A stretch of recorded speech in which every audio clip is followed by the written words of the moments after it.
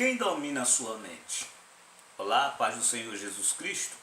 Aqui quem vos fala é seu amigo e irmão, professor Jael Cândido, auxiliar de trabalho da igreja. Amém? Hoje a lição que vamos estudar é essa. Quem domina a sua mente? Ou quem domina a sua mente?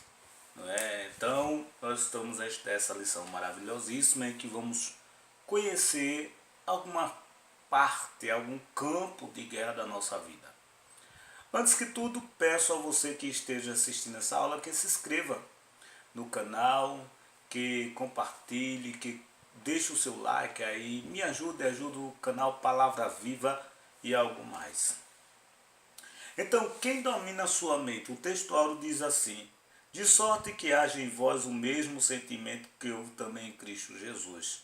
Filipenses capítulo 2, versículo 5, a verdade prática diz: os substantivos mente, sentimento e entendimento pertencem à esfera do intelecto, que permite a pessoa aprender, desejar, pensar e agir.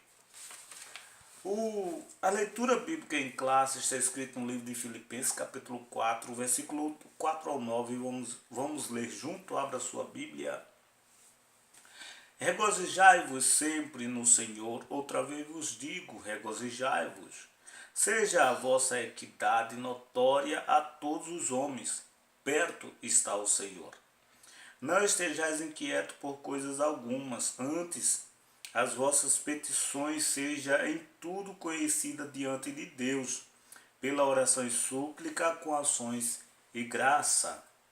E a paz de Deus, que excede todo o entendimento, guardará os vossos corações e os vossos sentimentos em Cristo Jesus. Quanto ao mais, irmãos, tudo que é verdadeiro, tudo que é honesto, tudo que é justo, tudo que é puro, tudo que é amável, tudo que é de boa fama, se há alguma virtude e se há algum louvor, nisso pensai. O que também aprendeste e recebeste e ouviste e viste de mim ou em mim, isto fazei, e o Deus de paz será convosco. Amém? Esta lição tem por objetivo geral mostrar que o seguidor de Jesus tem a mente de Cristo. Esta lição está dividida em 3 tópicos. O primeiro tópico nós vamos explicar a epístola aos Filipenses. No segundo, vamos conceituar a palavra mente no contexto bíblico. E no terceiro, vamos expor o conceito da expressão a mente de Cristo. Amém? Então, nós vamos estudar esses assuntos e aqui nós estamos prontos para passar para os irmãos e aprender mais um pouco. A introdução diz assim: quem nasceu de novo é nova criatura. E assim a vida cristã é norteada pelo Espírito Santo. Isso significa que nós, como cristãos, não andamos segundo a carne, mas segundo o Espírito. A presente lição é uma reflexão introspectiva sobre a nossa maneira de viver, as nossas atitudes e as nossas decisões, se realmente Jesus é o Senhor de nossos pensamentos. Amém? Primeiro tópico diz assim, sobre a epístola aos Filipenses. Amém? Filipos era uma colônia romana e uma das principais cidades da Macedônia. Paulo esteve na cidade por ocasião de sua segunda viagem missionária e ali fundou a primeira igreja europeia. Isso aconteceu na casa de uma empresária chamada Lídia, vendedora de púrpura, e o apóstolo deixou a cidade por causa das pressões locais. Mas o relacionamento entre ele e os filipenses continuou.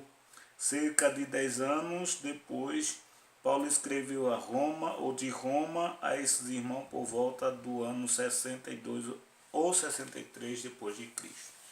Veja só, Filipos foi uma cidade histórica, a primeira vez que Paulo chega em Filipos, chega para expulsar o espírito de adivinhador de uma mulher, e ali Paulo é açoitado, porque era o ganha-pão de alguns, e ali já marcou, mas nasceu ali uma igreja.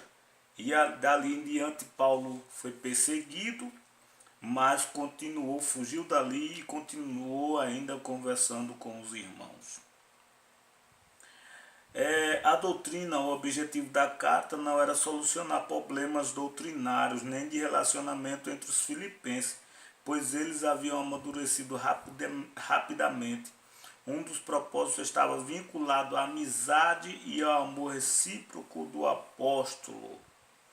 Os problemas referentes às heresias eram periféricos. O apóstolo trata desse assunto mais como precaução. Veja que esta carta aos filipenses, ela não foi escrita para doutrinar nem alertar, mas foi por causa do amor. Foi enviada porque Paulo tinha um amor por aquela cidade. O relacionamento havia entre os filipenses alguns problemas que são próprios da natureza humana e comuns nas igrejas ainda hoje. É possível que o pedido do apóstolo para ajudar as irmãs Evódia e Sinéquia, ou Sintique, aliás, indique algum problema de desentendimento entre elas. O apóstolo pede que haja unidade e harmonia entre os crentes, tendo por base a humildade e o exemplo de Cristo. Houve, como ele disse aqui, alguns problemas, como sempre existe em cada igreja, mas o apóstolo incentiva os irmãos a resolverem de forma idônea, que possa ter entendimento a fazer isso com a irmã Evódia e sentir que estava passando uns problemas difíceis. Bora lá. O ensino.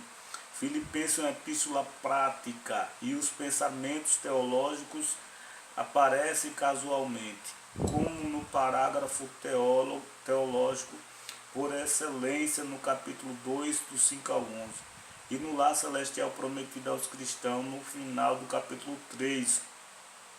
O sentimento de gozo e regozijo dominava os crentes de Filipe. E este é um dos temas da carta, a alegria.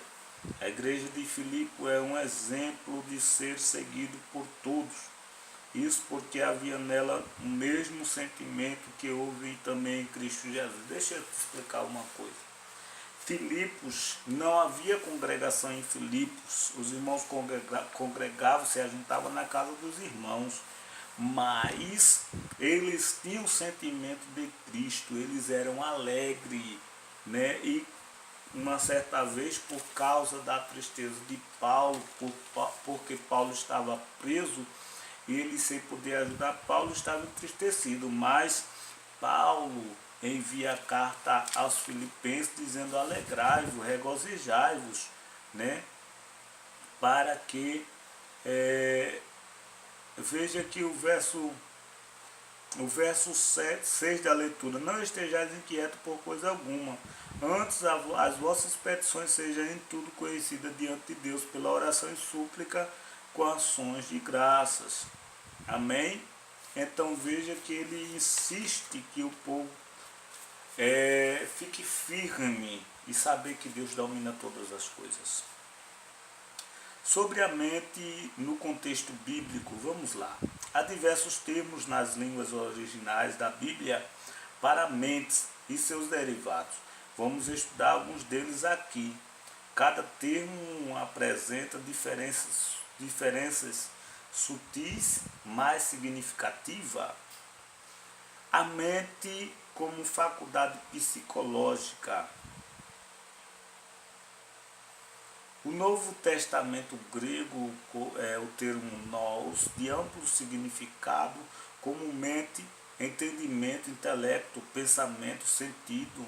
Na presente lição, o sentido dessas palavras é de uma faculdade psicológica que envolve compreensão, raciocínio, pensamento e decisão, de maneira que eu, de mim mesmo, com a mente, sou escravo da lei de Deus, mas segundo a carne sou escravo da lei do pecado.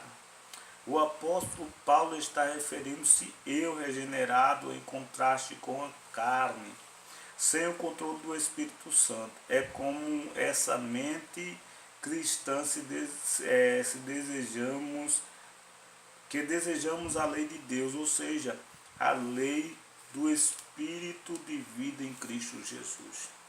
Veja que a mente é um lugar onde aprendemos, onde tiramos conclusões, é um lugar onde a gente tiramos finalizações, né? É a nossa mente. A mente é um lugar onde se faz o planejamento. É como se fosse o escritório do corpo, né? Pois a mente é quem toma toda a decisão. A mente como forma de pensar. A mente parece também no Novo Testamento como uma maneira de ou forma especial de pensar. A ideia nesse caso é de disposição e de atitude, tanto no sentido negativo, estando cheio de orgulho, sem motivo algum, na sua mente carnal. Como a Nova Almeida atualizada como positivo, amai vós também com este pensamento. Assim ter a mente de Cristo significa pensar como Ele. Veja que a nossa mente tem que ser a mente de Cristo. Como foi a mente de Cristo? Foi uma mente pura, verdadeira, cheia de atitude correta. As negativas ele deixava para trás, mas foi positiva. O espírito, o substantivo grego pneuma, traduzido geralmente por espírito, é usado ainda da forma metafórica como um modo de ser, atitude e forma de pensar. Se algum homem chega a ser repreendido, surpreendido em alguma ofensa, é vós que sois espirituais encaminhai tal com um espírito de mansidão. É uma atitude ou modo de ser que reflete a forma de uma pessoa encarar ou pensar sobre um assunto. Essa expressão é usada em contraste entre o divino e o meramente humano. Veja só. Falando de Espírito, nós temos o Espírito Santo, ele nos ajuda a pensar e a tomar atitude. Agora, esse Espírito aqui que está falando, existem pessoas que têm uma calma, um modo de ensinar, um modo de ver, um modo de ajudar. E o apóstolo Paulo diz, quando alguém tiver com algum problema, chame alguém que tem um espírito idôneo. E esse espírito que ele está falando aqui é uma pessoa que tem uma mente boa, que sabe analisar, que possa tirar as correções, que possa tomar uma atitude correta. Espírito vai refletir a mente também, mais uma vez. Coração, nós temos o nosso coração, é um órgão, um músculo que bombeia o sangue. Mas a mente é que toma toda a atitude. Amém? Coração aparece em toda a Bíblia como centro da vida física, espiritual e mental, emotiva e volitiva. É a fonte de vários sentimentos e afeições, como alegria e tristeza. O coração é a sede do pensamento e da compreensão. Seu uso metafórico aparece como a fonte causativa da vida psicológica de uma pessoa em seus vários aspectos. Mas a ênfase especial nos pensamentos significa o homem interior. Esse sentido aparece também no Antigo Testamento. Guarda o teu coração, porque dele procede as saídas da vida. Amém? O coração aqui vai representar mais uma vez a mente. A mente, porque muitas vezes a gente pensa que o coração chora, o coração entristece, mas o coração é apenas um músculo que bombeia o sangue para todo o corpo. E na realidade a mente é quem toma toda a atitude, a mente Alguém perguntou assim, disse assim, no que você pensa diariamente? A Bíblia diz que a boca fala aquilo que o coração está cheio. E muitas vezes de tanto pensarmos em alguma coisa, falamos, porque se nós pensamos, enchemos o nosso coração. E se o nosso coração não está cheio, é o que vai sair. Portanto, o apóstolo, a Bíblia nos incentiva a ter o pensamento de Cristo e nos subjugarmos a Ele para podermos ficar firmes sobre a mente de Cristo. O sentido que norteava a vida dos irmãos filipenses era de alegria e de comunhão. É isso que deve prevalecer na vida cristã em todos os lugares e em todas as épocas. O sentimento de alegria, nossa gratidão a Deus e a paz de Deus. Veja que isto é a mente de Cristo, aquele sentimento de alegria, porque quem tem a mente de Cristo, a Bíblia diz, se eu estiver em vós, e se vós estiver em mim, ou se vós estiver em mim, a minha palavra estiver em vós, podereis pedir-vos o que quiseres. Ou seja, a palavra quer dizer assim, se você tiver a mente de Cristo, você vai receber o que você pede. Então, há um sentimento de alegria por ser uma pessoa conquistadora, não é? E sempre vamos ter aqui a nossa vida de gratidão e uma vida de paz, porque quem tem a mente de Cristo perdoa, quem tem a mente de Cristo não se embaraça com o que vem por aí. Então, irmão, que possamos pensar diferente, que possamos analisar, que possamos ser crentes diferentes, obter a mente de Cristo, ser mais que vencedor como Cristo e dizer ao inimigo que ele não vai vencer. Lembre-se que a nossa mente é como se fosse uma faculdade, como já disse, ou um campo de guerra. Quando muitas vezes não está, o Espírito Santo não tem tomado lugar, o Espírito Santo não toma as atitudes, não nos ajuda, aí vem o inimigo e toma as atitudes. Ou você dá lugar ao Espírito Santo, ou o inimigo vai tomar o lugar sem você dar permissão. A Bíblia diz que de uma fonte não pode jorrar dois tipos de água. Ou ninguém pode agradar a dois senhores. Quando agradar a um, o outro ficará com raiva. Quando agradar ao outro, o primeiro ficará com raiva também. Então possamos ter a mente de Cristo, possamos pensar diferente. Não deixe o inimigo trabalhar na sua mente, mas que Deus venha trabalhar na sua mente e que você venha ser vencedor. Amém? Que Deus venha abençoar a tua vida, a minha vida, a tua casa, a minha casa.